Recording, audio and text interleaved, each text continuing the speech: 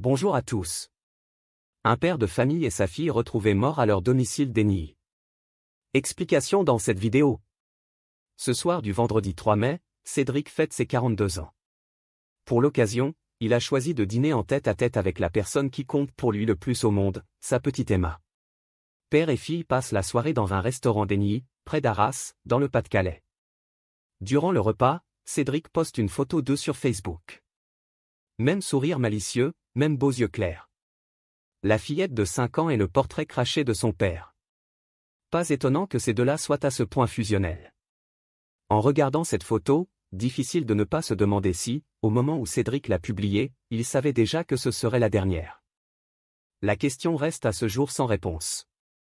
Comme tant d'autres dans cette terrible histoire. En ce printemps 2024, cela fait des mois que Cédric est engagé dans un éprouvant bras de fer avec Virginie, son ex-compagne, la maman d'Emma. Le couple, qui s'est formé en 2018, n'a pas survécu à l'usure du temps. Et la séparation, actée au printemps 2023, s'avère houleuse. D'après certains proches, Cédric a toujours été en conflit avec les parents de Virginie, qui ne l'auraient jamais trouvé à la hauteur de leur fille. Le garçon, c'est vrai, n'a pas fait de longues études, il a travaillé un temps comme magasinier chez Renault. Puis il a passé un permis poids lourd pour devenir chauffeur routier. Un métier qu'il aurait adoré faire. Incompatible hélas avec ses crises d'épilepsie. Sa situation professionnelle a-t-elle joué un rôle dans sa rupture avec Virginie? Impossible à savoir. Tous les témoignages, en revanche, s'accordent sur un point, longues études ou pas, Cédric est un papa modèle pour Emma. Déjà père de 2 grands enfants qu'il a eus très jeunes et dont il ne s'est pas occupé autant qu'il l'aurait dû. Cédric se rattrape avec sa petite dernière. C'est lui qui l'a élevé quasiment à plein temps jusqu'à ses 3 ans, car il était alors en arrêt maladie pour un gros problème à la hanche. Un simple coup d'œil à son compte Facebook suffit pour comprendre à quel point il aime sa gamine. Le compte regorge de photos où on les voit tous les deux au parc, une glace à la main. Ou à la maison en train de jouer du piano ou de s'amuser avec des Legos. Père et fille sont inséparables. Et c'est bien là le problème. Car Virginie, une fois la rupture actée, annonce son intention d'obtenir la garde exclusive d'Emma. Pourquoi cette attitude intransigeante que Cédric, sans surprise, a considérée comme une déclaration de guerre? Dans les mois qui suivent, le jeune homme bataille contre son ex pour grappiller, ici et là, quelques heures à passer avec sa fille. Il enchaîne les rendez-vous avec son avocat et les passages devant les tribunaux. Et parvient finalement à obtenir la garde d'Emma pour les week-ends. Cela suffit-il à apaiser ses tourments, son sentiment de révolte? Sophie, sa fille aînée, aujourd'hui âgée de 22 ans, fait partie de ceux qui pensent que Cédric allait mieux suite à cette décision de la justice. Le samedi 4 mai 2024, elle a passé la journée avec lui et Emma. D'après elle, son père, qui venait de fêter ses 42 ans la veille au soir, semblait ce jour-là d'excellente humeur. Il était censé déposer Emma le lendemain chez sa grand-mère, qui joue les médiatrices entre Virginie et lui depuis leur séparation. Mais le dimanche après-midi, la mamie est inquiète, au téléphone, elle explique que Cédric n'est pas venu lui déposer Emma comme c'était prévu. Plus alarmant encore, il est injoignable. Elle demande à Sophie de passer chez son père afin de s'assurer que tout va bien.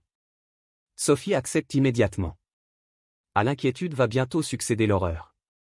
En arrivant devant la petite maison de son père, située au fond d'une impasse du vieil Enny, Sophie presse immédiatement que quelque chose ne va pas. La Peugeot 207 grise de Cédric est garée devant la bâtisse, dont les volets, bizarrement, sont fermés. La jeune femme sonne. Pas de réponse. À travers la persienne de la baie vitrée, elle aperçoit Emma allongée sur son lit. Mais la fillette est immobile. Sophie cogne à la vitre mais sa petite sœur ne réagit pas. De plus en plus angoissée, Sophie demande à son copain, qui est là avec elle, de forcer une fenêtre. Bientôt, le couple se glisse à l'intérieur de la maison. Le copain fonce dans la chambre de l'enfant pour la réveiller. Avant de constater que sous son pyjama humide, son petit corps est glacé. Emma ne respire plus. Une autre vision macabre l'attend un peu plus loin dans le couloir. Cédric s'est pendu. Pour lui non plus, il n'y a plus rien à espérer. Son t-shirt est taché de sang et ses vêtements sont humides, comme le pyjama d'Emma. Dans la salle de bain, la baignoire est pleine d'une eau teintée de rouge. Sophie appelle les pompiers et la gendarmerie. Entre-temps, Virginie et la grand-mère arrivent sur les lieux. En état de choc, elles devront être prises en charge par les secours. Bien que Cédric n'ait laissé aucun message, son suicide laisse peu de place au doute. Ce qui reste à déterminer, c'est comment est décédée Emma. S'agit-il d'un infanticide sur fond de rupture difficile? Pour les proches de Cédric, c'est absolument impensable. Interrogé, l'un de ses frères résume l'opinion de la famille. Cédric ne peut pas avoir tué sa fille avant de mettre fin à ses jours, il lui était trop attaché. Il s'est battu pour obtenir sa garde, il l'emmenait partout, ils faisaient plein de choses ensemble.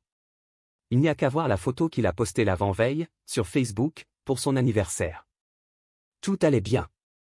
Le lendemain, il a passé une super journée, chez lui, avec Emma et Sophie. Je pense plutôt qu'il y a eu un accident domestique. Cet accident, hypothétique, se serait produit dans la baignoire. Où Emma aurait pu se blesser avant de se noyer, ce qui expliquerait le sang trouvé dans l'eau et sur le t-shirt de Cédric. C'est en découvrant sa fille morte que le père de famille, foudroyé de douleur, aurait décidé d'en finir. Après avoir habillé Emma et l'avoir couchée sur son lit, il se serait donné la mort. Les choses se sont-elles passées ainsi? Les autopsies, dont les résultats n'ont pas été rendus publics, permettront certainement d'infirmer ou de confirmer ce scénario. Reste que c'est bien la piste criminelle qui semble privilégiée par les enquêteurs, comme l'a confirmé Flavie Brich, vice-procureur de la République d'Arras, lors de sa conférence de presse du lundi 6 mai. Cette magistrate a toutefois ajouté que pour l'heure, aucune hypothèse n'était exclue. Les prénoms ont été changés. Merci d'avoir regardé, n'hésitez pas à partager la vidéo avec vos amis et à vous abonner à notre chaîne pour ne manquer aucune de nos futures vidéos.